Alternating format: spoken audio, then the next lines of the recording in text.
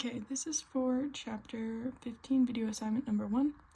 The first question was to calculate the concentration of silver ions where silver chloride starts to precipitate. So the first step that I did was I just wrote down what I needed to do in a normal way so that I could actually see what I need to do.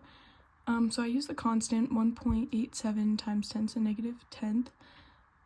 That was given to us. This is a solubility product for silver chloride, and then I multiplied that by the concentration, or I found out that that is equal to the concentration of silver times this molarity of chloride that was given to us. And so I found out that it's basically the same number except the exponents are different. So at 1.87 times 10 to the negative 7th, that's whenever this will start to precipitate. Part B was to calculate the concentration of silver ions where silver oxalate precipitates. And so basically I did the same exact thing from up top, except I used C2O4 and I used a different constant, the other constant that was given to us in the equation, the solubility product constant for silver oxalate, which is 5.4 times 10 to the negative 12. And I did that. And then I just solved the equation through, and then this is the number I got for whenever AgC2O4 will start to precipitate.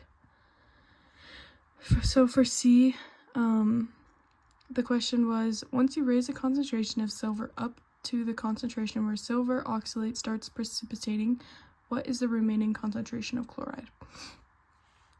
So AgCl precipitates first because it requires less Ag concentration. As AgNO3 is added, Ag increases and AgCl continues to precipitate. Precipitation decreases the chlorine concentration, so eventually the concentration of silver will be able to exceed ionic product of this formula, and it will start to precipitate whenever Ag concentration is at this number that we already discovered up here. Okay, and then for part 4, what percent of chloride is removed this way? So chloride concentration times silver concentration is equal to the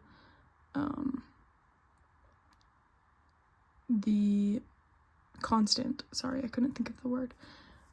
So chloride times this, which we already found up in step B, is equal to this number that was already given to us as the constant. And then you do basic math, and you find out that 7.75 times 10 to the negative 6 m's remaining. And then you do this versus the initial, and then to find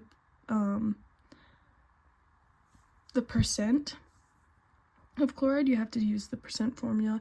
So initial chloride minus the chloride final concentration, and then divided by the initial times 100, and that got us to 99.225% was removed.